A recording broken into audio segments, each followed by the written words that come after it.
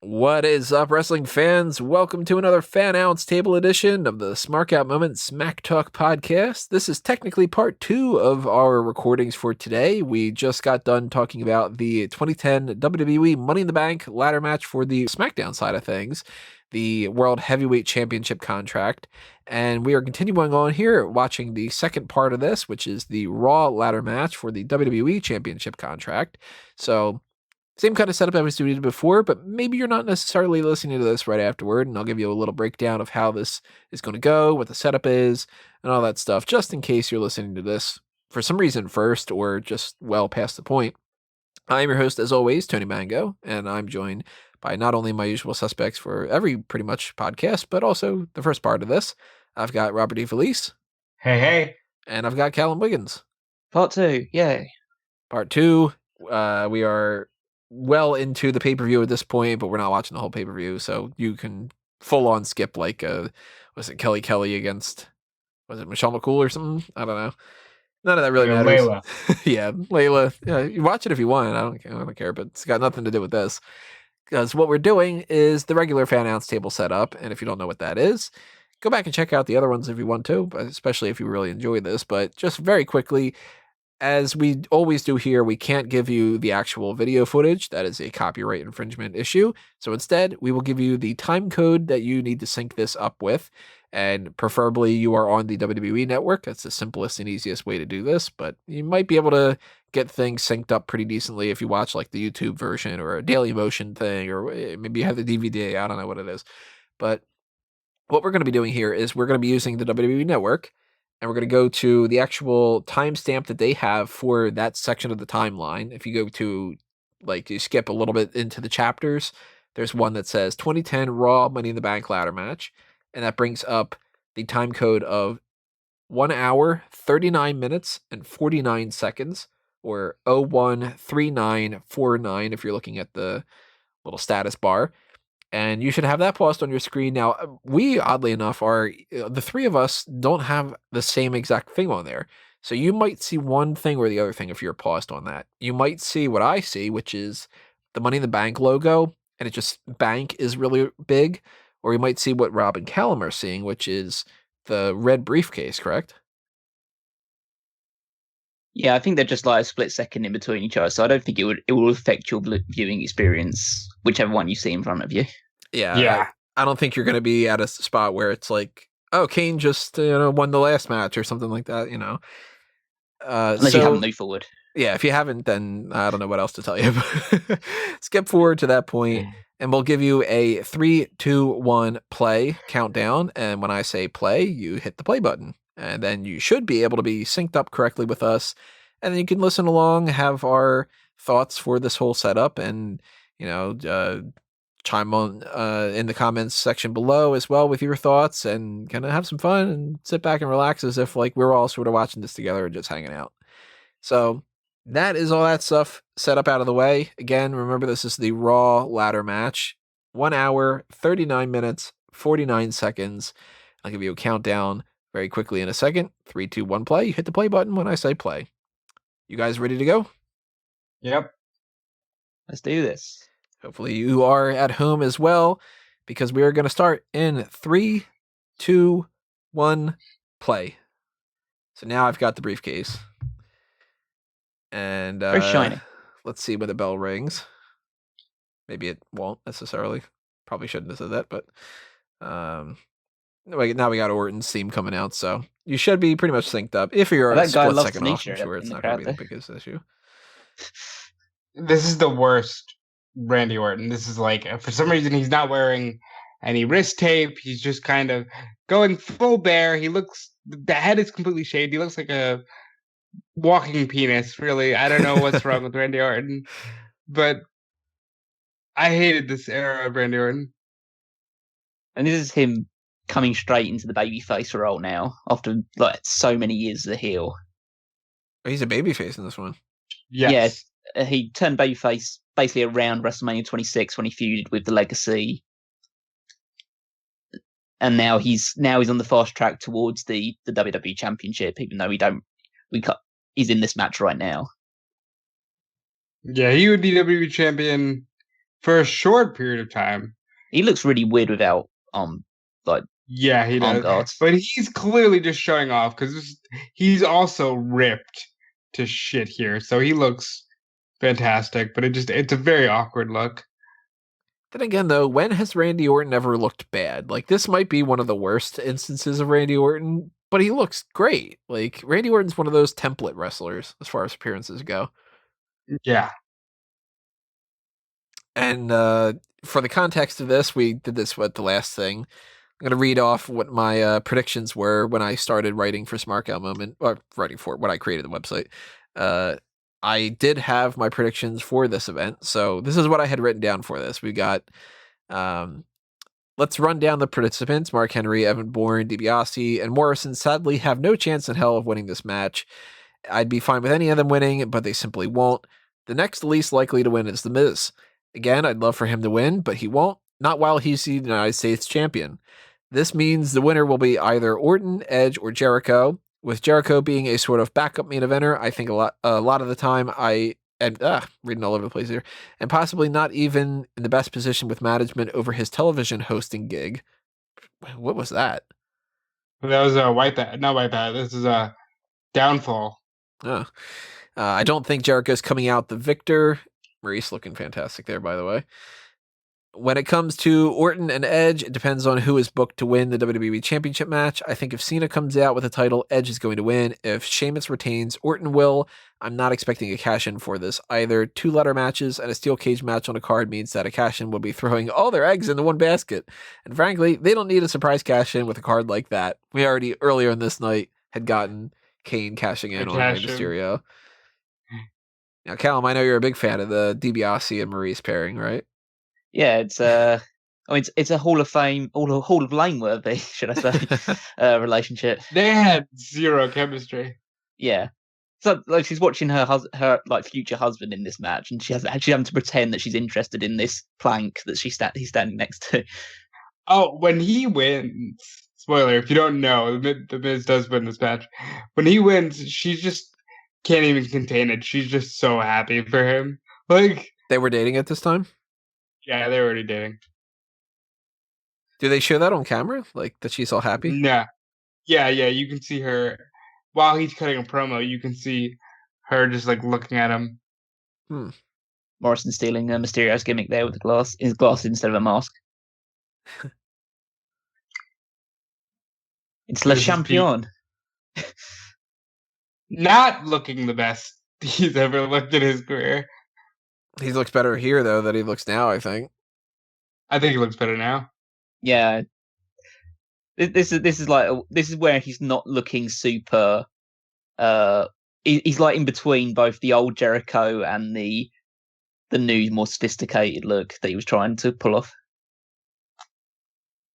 He looks a bit like Neil Patrick Harris, actually. Evan Bourne. Evan Bourne was fun. He had a certain limit he was going to reach, but yeah, he was fun. I think in the Raw building up to this, it might have just been actually the go home show for it.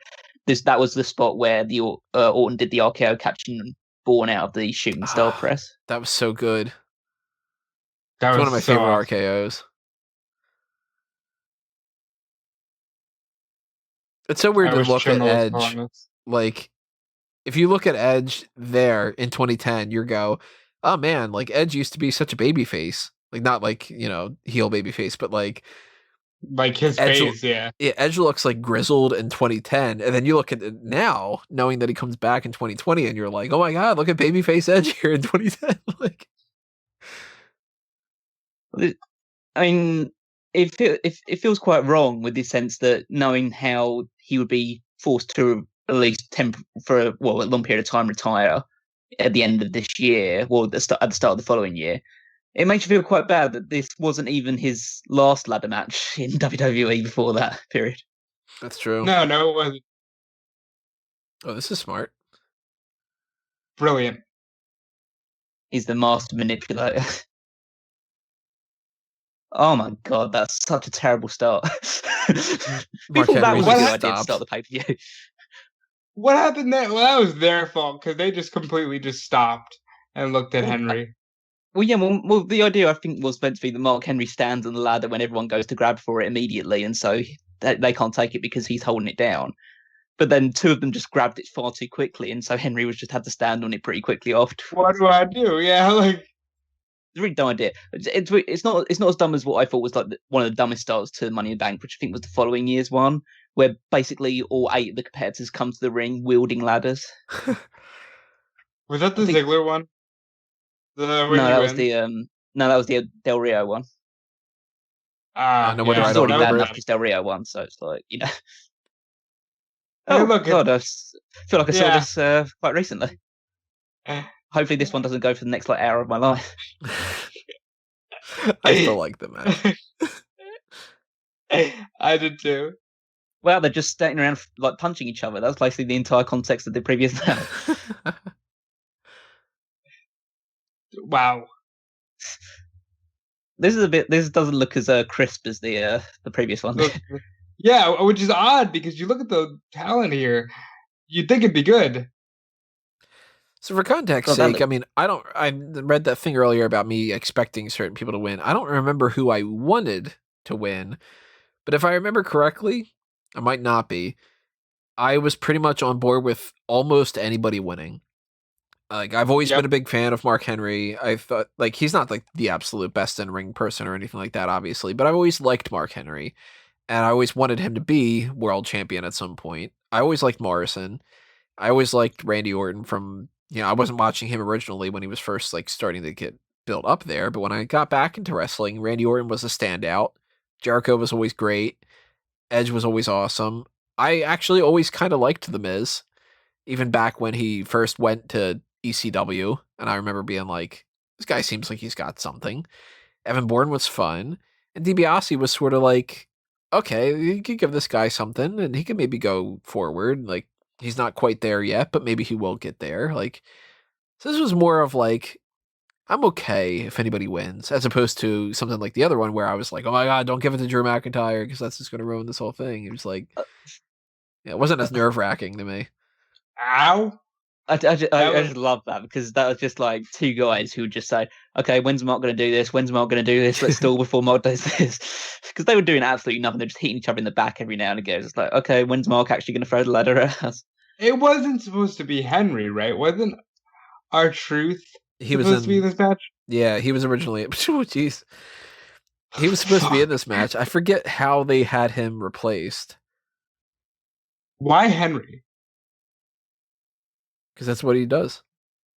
It wasn't even that time period yet. Yeah, no. Now, this is when he was teaming with MVP, right? Because he's got that gear. That was when he was teaming with him. I think this was because he's been in a Money in the Bank match before. I think he was at WrestleMania 25 one. That was when he was still with Tony Atlas. Oh god, that was terrible. Yeah. This is when obviously ECW's gone now and he's on Raw and he's just like a big babyface character, but nowhere near the main event stats they'd have next year. Yeah, the Hall of Pain run came out of nowhere, but it was so I loved it. well deserved. And I loved the salmon jacket thing. That's one of my favorite things that I had seen over these past bunch of years. Damn, that was cool. Smooth Hurricane. Bourne's still wrestling, right? Matt Sydal, yeah. So. I don't think he's wrestling in any of like the major promotions right now. And to be fair, nobody's wrestling really outside of the main promotions right now. So right now, no, he's not wrestling. Yeah, he might be doing some flips in the backyard or something. We don't know. Very unique, and only a guy as small as Evan Bourne could probably fit there, but that was good. Good sell.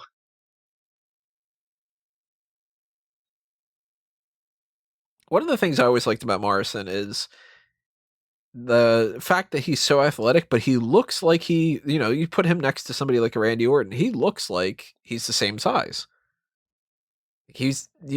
Evan Bourne, you can tell he's the smaller dude, and I would expect Randy Orton to beat him up. Morrison's deceptively pretty big, but he moves around like he's one of those guys like an Evan Bourne. Yeah. John Morrison's the kind of guy who I'm just surprised they never gave him the ball. God, everyone looks so uncoordinated in this match. Yeah, this is so They're sloppy. just stumbling all over why. each other, and the ladders are all over the place. It's like Again, I like everybody in this match. You'd think it'd be really good. I mean, it's not like it's terrible or anything like that. It just feels like people don't really know what they're supposed to be doing. It was very choreographed, and a lot of the choreographed spots are just falling apart. Yeah, it seems like it's not like a case of like it seems unstructured and wild in a good way. It's a case of like, okay, they've got spots planned and they're just not pulling them off well at all. Right. I remember thinking this would be a good spot for DiBiase. You know, the whole money in the bank. He's Right. son of the $1 million man. Yeah, but that would involve him, like, you know, fighting for the world championship. Yeah. But to be fair, he's not far off of beating DX here. Like, they could have done more with him.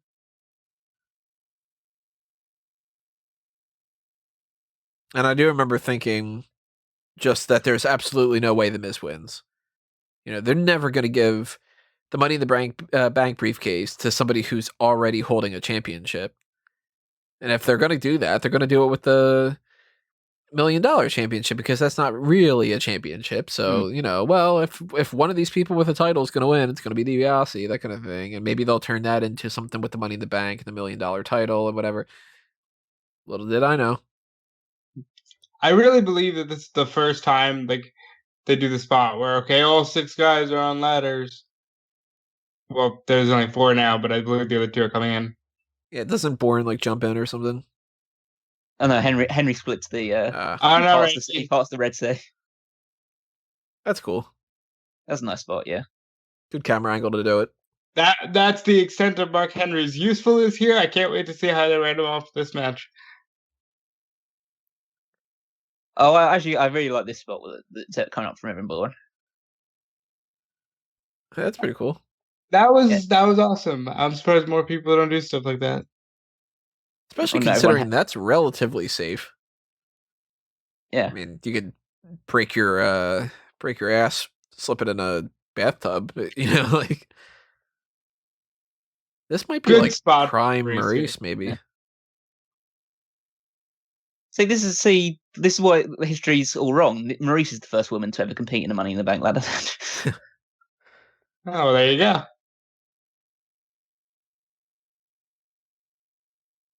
Why she look at her? Oh, what's that spot? Is Mark Henry supposed to throw a ladder at me yet? She's like, I don't know, I'm a woman. Am I allowed to do that? It's 2010. I don't know what I'm allowed to do here. That must be pretty painful as well. It's like she's walking up a ladder barefoot. She's certainly not walking up the ladder in heels. Well, yeah, I know, but like, have you ever tried walking on a ladder, like just even with socks on? That's pretty painful.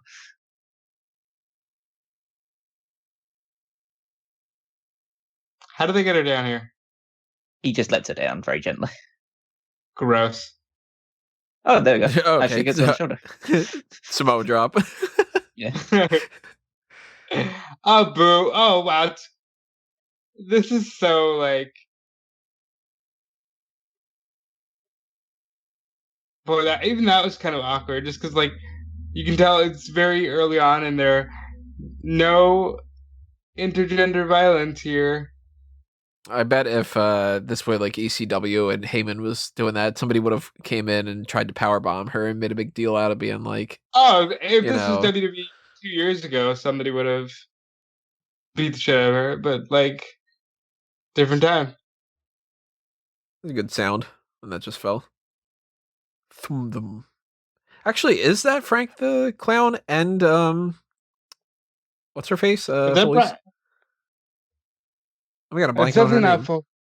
That's not Noelle Foley. Well, it might be. She's blonde. I Blonde can't girl, see her. yeah. That might be Noelle. Let's see if they... like 15-year-old Noelle or something like that. I don't know what her age would be at this point. It looks like her.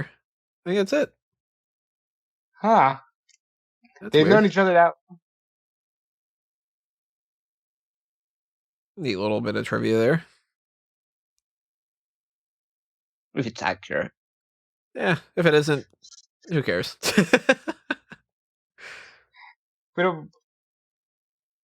Fun. If you want accurate trivia, donate to the Patreon. Patreon.com/SmarkOutMoments. Good spot for Morrison here. As long as he pulls it off. Yeah, okay. Good spot. For the most part, Morrison pulls those kind of things off.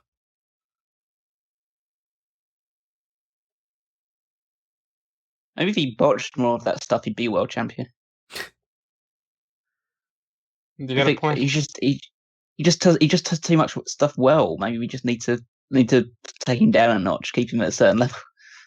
He does too many moves. He needs to only do 5.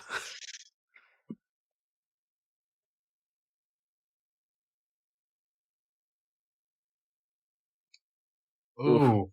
All those abs. Those poor abs. That's a good thing that they're actually hitting his head. That's a genius spot. That is great. Oh, that's fantastic. See, shit like that is just like so easy, but it's just so good. Oh no, that's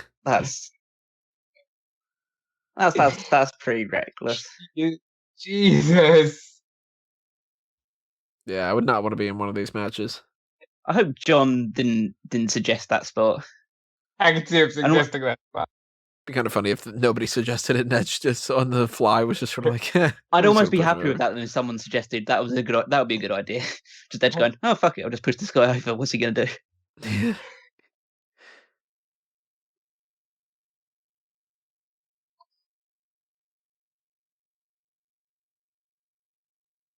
Okay. Okay. What are you gonna do here, bud? Yeah, what is this? I don't remember this at all. I mean, this is one of those spots that I just hate in these ladder matches where it's just like, it's so obvious that we're just creating a structure out of all this stuff rather than actually trying to win the match. Yeah.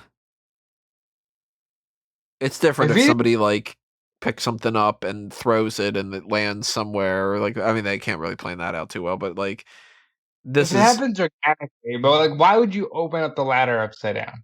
Yeah. Today's pay-per-view is brought to you by the letter V. Why would you do that and then start climbing the ladder? Like, it's one thing if you're setting it up because you want to pick up somebody and throw them into it, but it's another thing if you're like, I'm going to set up a bunch of things and then I'm going to just do something completely unrelated. Like, if DiBiase, instead of climbing there, if he would have grabbed somebody from the outside and brought them inside the ring and being like, I'm going to like, instead of trying to climb up, I'm going to pick up somebody and slam them into this thing, and I know I'll take somebody out of the match, then that makes more sense. Hey, there's the baby ladder. Yeah, mini ladder. The Hornswoggle type thing. Oh, no, Hornswoggle had a little step ladder. That's right.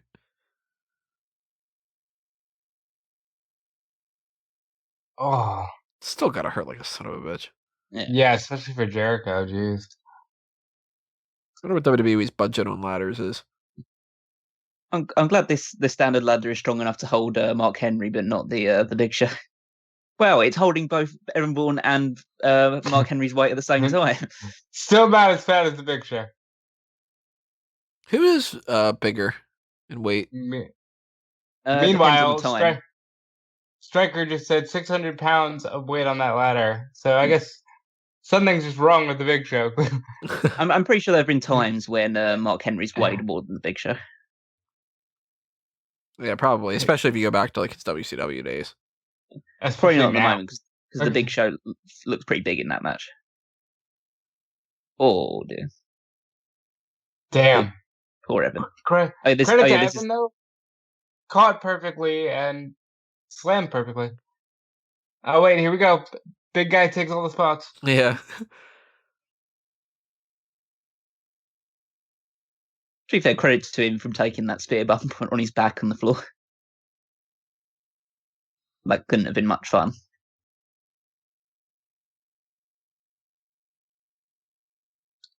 We still have a ladder upside down in the ring for some reason. I don't remember what that spot is. Must not have been that. I remember it, and it's really disappointing. So I'm not going to spoil it for you. Yeah, as I was saying, it must not have been that great for me to not remember it. Well, Morrison's at least trying to climb the upside down ladder. He's trying to make something of it. And yeah, now we have another of the let's get everybody up on the same ladder spot. Now DiBiase and Bourne are like, we forgot about that. We gotta go up there.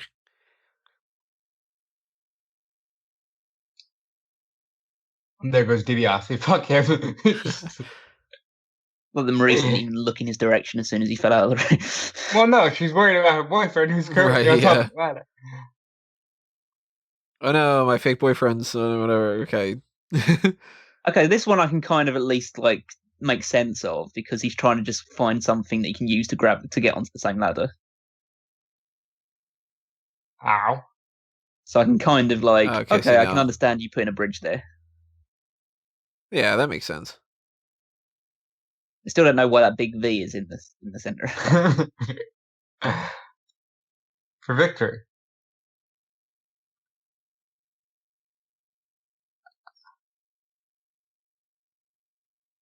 Scaffold. Yeah, it's not really a scaffold, but okay. Edge and Randy Orton had the most like fuck it look on their face. Jesus. But this match is full of a load of spots, but don't actually look very good, and yet are so much more dangerous than probably most of the spots in the first match.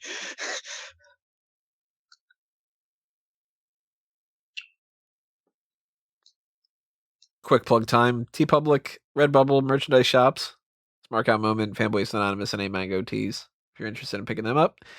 And if not, if you have a little bit of spare money in the bank and you want to toss it our way, patreon.com/smarkoutmoment. Same thing for Fanboys Anonymous. Even $1 goes a long way. And also, if you do the $10 or more, you get access to the Patreon exclusive Darkcast episodes and the bonus features on Fanboys. But you could also have the Pick Your Poison tier. So if you want us to see more of these and to do more commentary tracks, take advantage of that. Now we're going RKO crazy. Well, Evan Bourne got his airborne in, even though Randy completely rolled to the outside and kind of no-sold it. Yeah. That RKO was so shitty as well because Morrison just stood there and the said, one okay, on we're Morrison? doing this now. Yeah. Yeah, okay, we're doing this. Am I dropping off now and doing this is not a good match. Yeah, that's the whole vibe of the match. Like, is it time to do this spot? Okay. No reason that Evan Bourne shouldn't have this right now. Yeah, I know. It's like, see, he's got the permanent like jobber lower mid card issue of the fact that you just literally can't untie things. it's like a genetic disorder.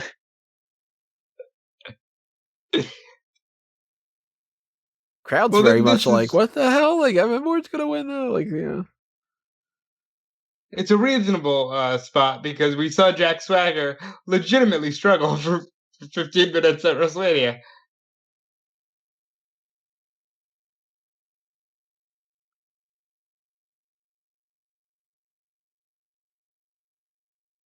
Still waiting on this V ladder. Quite a lot of swinging for this ladder. Yeah, just the briefcase is going all over the place. Yeah. Now that actually looks reasonable because he's just like, what the hell? I can't grab this because it's like swinging around. But of course, you trust more in somebody like Jericho to understand that would make a lot more sense than somebody with a little bit less experience, like Evan Bourne being like, I don't know how hooks work. Just gonna...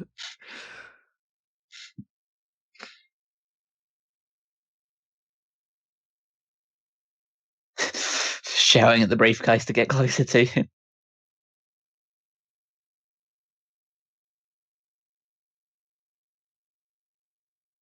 Who's coming in, Randy? Here. Yep. Oh my god, that was cool. That was a nice leap.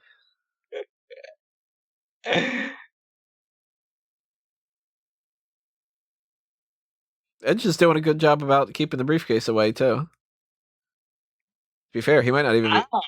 So that was all they had it for? Yeah. Oh, that was lame as all hell. There was no point in that. No. What's that saying? Mrs. Randy Orton? If I were married. If I weren't married. Yeah. Quite a lot. He's like the most popular babyface at this point in time.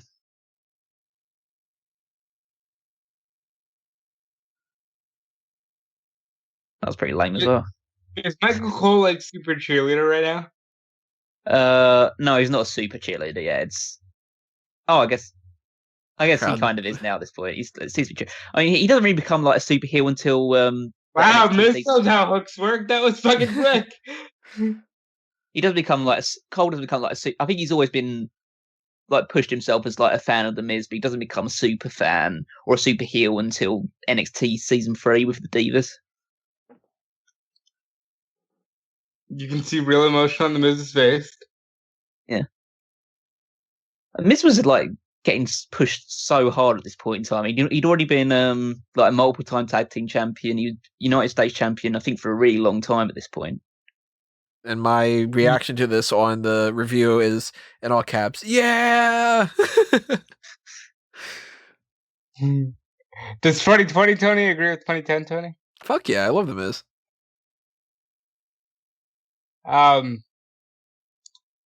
I recently listened to him on Logan Paul's podcast, and I don't know how he hasn't been a multi-time world champion, because this dude is like Mr. Pro WWE PR wise. I'm surprised they haven't like rewarded that with stuff. I mean, I can give you a reason. He's not very good at wrestling. That's never stopped him from anything. I know it hasn't, but like, I think it's a mixture of the fact that maybe he's just because he's such a like pro WWE guy, like super like we can do anything with this guy. It's like okay, so we never need to make him world champion again because it's not like he's ever going to go anywhere else and like ruin it for us. It wouldn't shock me if they gave him at least one more, like an honorary title reign at some point. I think he's firmly entrenched in the tag team division for at least quite a while now.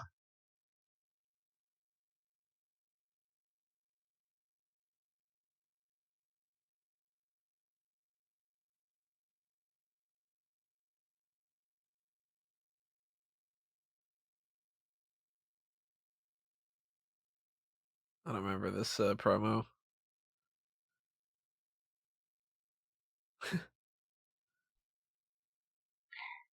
You can see like Maurice is trying to check on Ted, but she's mostly just like, yeah, she's just watching him. Just sitting there in the crowd. He's just like, hey, I'm one of those.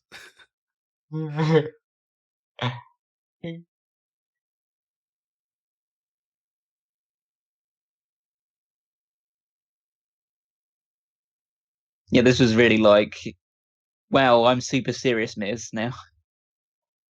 I'm not the reality show dropout Miz. I'm now taking this super seriously. And there's probably a lot of real emotion there. Yeah. But yeah, he carries a lot of that baggage, really, because he's always been, both in the locker room and by fans, he's always been seen as somebody that just was never ever going to make it. He was still around like the Benoit JBL. We're just going to bully the crap out of people, especially this reality show dork era. There's a sign in the crowd that just says, I hate Triple H. Oh, he still calling himself awesome, yeah, at this point. He kind of still does that anymore. It's not, but he doesn't really do it as obnoxiously as he used to anymore. Also, this is like pre the point where Miz. It's quite odd to see Miz holding a microphone which doesn't have the WWE upside down. Yeah. Oh yeah, he hadn't figured that out yet. I think that comes out of his world title reign. So while this is still kind of recap stuff, let's kind of round things out a little bit. This is our Fannounce Table stuff that we normally do. So again, if you did enjoy this and you want to check out some previous editions, go back and check them out because they used to be called Smark Announce Table, but I've kind of restructured them. So if you do a search for one or the other, you'll find them. But we've done plenty of these in the past. I think we've done about like a dozen of these at this point or so. We've also done some other types of things on fanboysanonymous.com. We've done fan tracks, which are for movies and for TV show episodes. So if you enjoy this, check those out as well. And the next couple things that we're going to be recording, we haven't quite figured out yet exactly. I know that we're going to do a Patreon pick your poison thing for fanboys for Marco. But I know we also have the hot tags coming up at some point probably Friday or Saturday or so. Not entirely sure exactly what we're going to talk about there, but next week we are hoping to do a call the spot on the card for this year's Money in the Bank ladder matches. It depends on if we know all the people by that point or not. And if we don't, we'll try to figure out something else. If you have any suggestions of what you'd like to see us do, drop them in the comments below. Same thing with your thoughts on anything else that you want to talk about here, whether it's the match we just watched, some stuff in the future, or whatever else you want to talk about. I think that that's pretty much all of my plugs for the most part, other than the fact that if you are just interested in checking out more stuff from this side of things or elsewhere, follow the Facebook and Twitter accounts at SmarkOutMoment or at A Mango Tree or at Tony Mango or at Fanboys Anonymous. We're technically on Twitter, it's at Fanboys Anon. But you check those two websites and you check out my Twitter account, you'll find anything else that's happening there, including the e-wrestling news and Bleacher Report articles that I'm writing, and blah, blah, blah, blah, blah. Same old stuff. But these guys have plugs as well.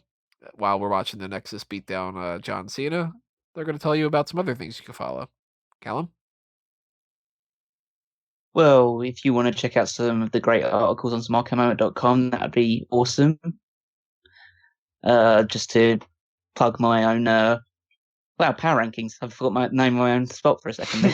But power rankings, just going through all the ordering all the superstars who did great, who did terrible in the week prior, as well as all the other great stuff that you can read on the website, and follow me on Twitter at Weekmaster14. All right, and for me, to round this out, you can follow me on Twitter and Instagram at DudeFelice. Check out Fightful. Check out Fightful Select, which is Fightful's Patreon. It has a lot of breaking news before it gets released to the public, exclusive podcasts, things of that nature. You can check out WrestleZone.com and the WrestleZone Daily, which I am a daily host of. And yeah, that's it for me. Alrighty, everybody, that means it's for all of us. And we will see you next time with whatever we do see you next. Or in the past, if you click on a previous one, then I don't know. Time travel's weird. But we'll see you when we see you, though, everybody. Thanks for listening to this edition. Hope you had a lot of fun. This has been another Smark Out moment, and we're being counted out.